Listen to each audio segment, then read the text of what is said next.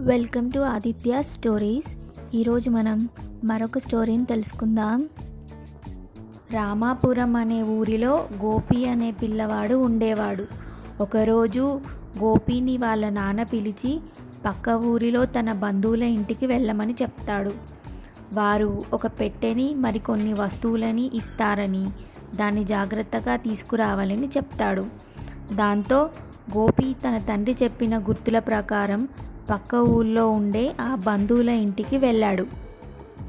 వారు కొన్ని వస్తువులను పెట్టెను గోపికి ఇస్తూ జాగ్రత్తగా తీసుకెళ్ళమని, దారిలో దొంగలుంటారని చెప్తారు.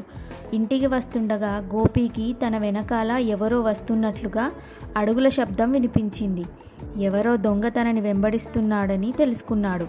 దాంతో భయపడుతూ కాస్త వేగంగా నడవడం మొదలుపెట్టాడు గోపి.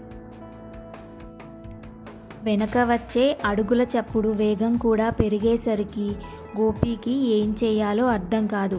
కొంత దూరం వెళ్ళేసరికి గోపికి ఓ నది కనిపించింది. దాన్ని చూడగానే అతనికి ఒక ఆలోచన వస్తుంది.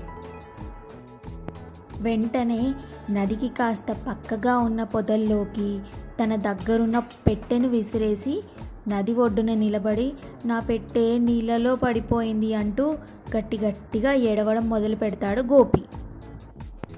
వెనకాలే వస్తున్న దొంగ ఎలాగైనా ఆ పెట్టెను తీసుకోవాలనే ఉద్దేశంతో తాను తీసిస్తానంటూ నదిలోకి దూకి వెతకడం ప్రారంభించాడు. అదే అదను అనుకున్న గోపి పొదల్లోకి విసిరేసిన పెట్టెను తీసుకొని సమయస్ఫూర్తితో గబగబా అక్కడి నుండి వెళ్ళిపోయాడు. మరిన్ని మంచి కథల కోసం మన ఛానల్ ఆదిత్య స్టోరీస్ని సబ్స్క్రైబ్ చేసుకోండి. Thanks for watching.